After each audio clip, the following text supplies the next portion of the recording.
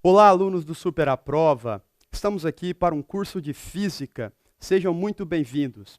Hoje, nós vamos falar sobre o movimento retilíneo, a cinemática, o estudo do movimento. Temos para falar para vocês o seguinte. Vamos lá. Velocidade média. O que é a velocidade média?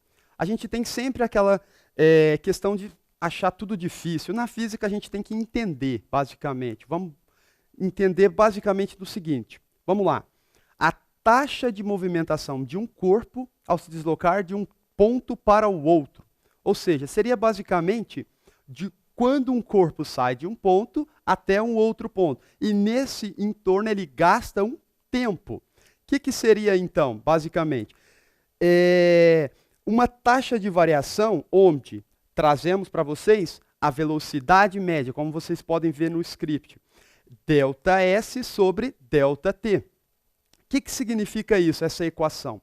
Bom, o delta, ele tem a nossa lembrança na matemática que ele é uma variação, ou seja, onde sai de um ponto inicial e um ponto final. O que seria essa variação?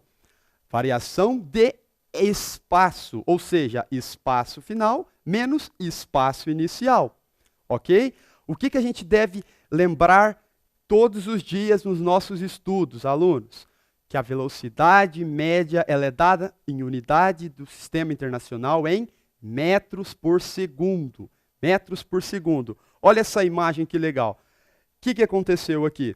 Basicamente ele jogou e a velocidade média atingiu tão que deu uma desviada, ou seja, bateu com a velocidade do taco e a bola. Então nessa situação aqui, as velocidades do taco e da bola eram constantes. Ok? O que a gente precisa lembrar nesse caso ainda da velocidade média? Se a gente tem um percurso onde a gente tem um trecho 1, um trecho 2, um trecho 3, certamente ele vai gastar um tempo para andar esse trecho 1, um tempo para andar esse trecho 2 e novamente um tempo para andar esse trecho 3. Então, nada mais, nada menos que velocidade média total seria o quê? A soma de todos os espaços dividido por o tempo total gasto no percurso.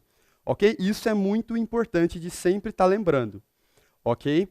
Então, a partir daquela equaçãozinha que eu acabei de falar para vocês, onde eu tenho variação de espaço e variação de tempo, a gente tem a seguinte equação, onde a dedução é feita a partir dela. Olha só, vamos lá. Reparem o seguinte, aonde eu tinha uma variação de espaço, a gente tem o quê? S final menos S inicial, ok? E logo abaixo, sobre o tempo, o que a gente tem ali? Apenas o tempo. Tempo final menos tempo inicial. O que a gente faz com esse tempo inicial? Tempo inicial, ele saiu do ponto da origem. Então, a origem é dada marco 0. Então, nesse caso, vamos lá. O T estava dividindo. O que ele vai passar para o outro membro? Multiplicando. Bom, então agora a gente só inverte a posição. Olha só, a posição inicial, antes ela era negativa. Ela passou para o outro lado, ficou positiva. Então, sobrou somente o espaço final, igual ao espaço inicial, mais a própria velocidade média, muita gente confunde essa velocidade, é a velocidade média vezes o tempo. Repare o seguinte, que essa é uma função horária. Então, esse tempo, então basicamente, ele tem que ser colocado uma variável, certo? Ou seja, basicamente é nesse ponto aqui, ó, é aonde vai deduzir a minha equação horária.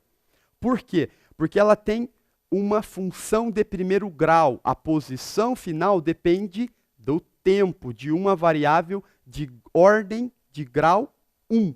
Então, basicamente, ela é em função do tempo. Eu posso encontrar a posição final desde que eu saiba o instante em que eu quero encontrar esse tempo. Ok? Aqui tem um pouquinho dos gráficos. Reparem o seguinte.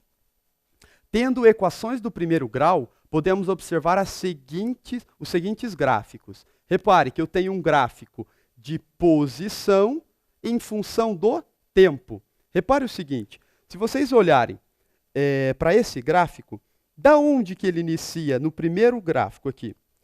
Ele inicia do lado negativo. Ou seja, ele vai atravessar o eixo X, o eixo do tempo, e depois ele atravessa no movimento progressivo. Ah, Lucas, mas então do início até no eixo não é progressivo?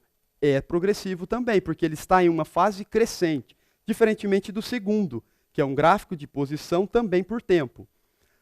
Olha só, ele está decrescente. Então, quando ele é decrescente, o movimento é retrógrado. O que é movimento retrógrado? Um movimento que vai contra o meu referencial, contra a minha origem. Ok? E nesses casos aqui, ó, o movimento é progressivo quando a velocidade é zero e o espaço também é zero. Outro caso, no movimento retrógrado, velocidade zero, espaço também zero. No gráfico de velocidade por tempo, que agora vocês podem perceber, os dois gráficos à sua direita, a gente tem que a área ela pode ser calculada a partir do próprio produto entre o ponto no eixo da velocidade com o próprio ponto no eixo do tempo. Ou seja, fazendo tudo isso, a gente calcula a área. Como que a gente calcula uma área de um retângulo? Base vezes altura. Base vezes altura. Ok? Então, quando a gente pode falar de encontro e ultrapassagem, pessoal? Esse tema é muito polêmico. A gente tem muitos exercícios para falar sobre isso. Basicamente, são quando dois corpos se encontram, claro. Mas, quando eles se encontram? Claramente, no mesmo instante. O que a gente tem que fazer para encontrá-los? A gente precisa saber a posição inicial e a final dos corpos, claro. E também tem que saber o tempo de movimentação de cada um desses dois corpos. Ok? Então, temos alguns passos para trabalhar essa questão. Vamos lá. Quais os métodos que eu posso utilizar? Primeiramente, eu posso escrever a função horária para cada um dos corpos. E depois eu posso igualar as posições finais dos corpos, certo? Outra forma que eu também posso utilizar é, no caso, utilizando a velocidade relativa entre esses dois corpos, que é um próximo dos tópicos que a gente vai falar mais na frente. Ok? Então aqui temos as equações. Função horária. Função horária do corpo A, S0A, mais VA vezes o tempo. Igual a S0B mais a velocidade de B vezes o tempo. E a velocidade relativa? Daí é um tópico que a gente vai trabalhar uma questões mais à frente. Acompanhe os vídeos do Super Aprova. Ou seja, a gente vai ter um corpo que vai estar em movimento à frente e um corpo que está em movimento atrás. Então aí a gente tem que saber também as variações de espaços entre eles. Então a gente vai trabalhar essas questões, os reforços da teoria, acompanhe os vídeos. Bom, pessoal, então para encerrar essa aula, vamos falar um pouquinho do reforço da teoria. Bom, o que é a velocidade média? A velocidade média, vamos lá, é o que representa uma análise simplória de um movimento de um corpo, ok? Por mais que esse movimento e o objeto não tenha um certo padrão, até chegar a um ponto final, ao utilizar uma velocidade média, pode ser que ela varie. Então, a gente está supondo que o corpo está andando uniformemente entre dois pontos, ok? Então, nesse caso, o que a gente importa determinar? Importa, basicamente, determinar o espaço que esse corpo percorre e o tempo que ele gasta de um trecho até outro trecho, ok? De um ponto até outro ponto.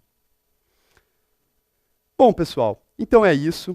Continue assistindo os vídeos. Na próxima aula a gente vai falar sobre o movimento retilíneo de uma forma diferente, de uma forma variada. Ok? Tchau, tchau. Até mais.